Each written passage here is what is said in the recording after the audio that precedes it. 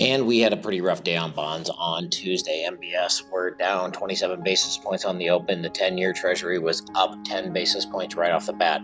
Bonds were moderately to sharply weaker in the overnight session, led by a risk-on trade in Europe. The absence of new drama in the banking sector allowed investors to take another step back towards levels of risk exposure that were quite far away not that long ago. German bonds still roughly 50 basis points lower than 2 weeks ago. The emphasis on risk-on, which is money going back into stocks trade, was driven home by the fact that the EU economic data was decidedly weaker, something that would otherwise result in bond buying as opposed to bond selling.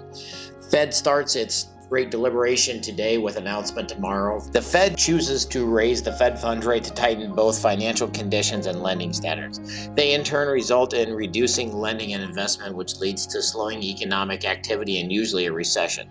Since the SVB debacle, financial conditions and lending standards have tightened quite a bit, and by the equivalent of a staggering 150 basis points, more than the sum of the Fed's last 3 rate hikes combined, dating back to 11/2 of 22. First Republic might get a capital injection after all. The Wall Street Journal reported that the consortium of banks that deposited $30 billion in the troubled bank are looking at converting those deposits into an actual cash infusion as opposed to just deposits. The news, along with Credit Suisse merger, has improved sentiment of the regional banks, including Western Alliance, PacWest, and US Bank. The FOMC starts its 2-day meeting today. Like we said, Fed futures are forecasting an 80% chance of a 25 basis point hike. Overall, the Fed futures are getting more hawkish as the market bets the banking crisis is over.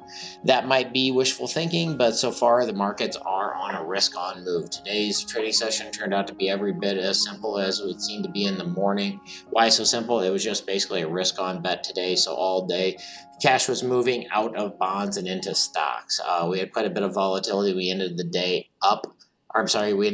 down 3 basis points, which is actually about a 30 basis point improvement to the worst levels of the day. So we ended up at 100.58, which is essentially putting us right here in that big jumbled 3 converging lines market sentiment there. So very tight ranges, lots of support in that. So it should hopefully hold things fairly normal. We also got a post from our sponsor. This is a new series at WellThatMakesSense.com. These are the 31 laws. So these are Peter Diamandis' 31 laws. And the first one says, if anything can go wrong, fix it. The hell with Murphy. So check it out and learn some new stuff at WellThatMakesSense.com.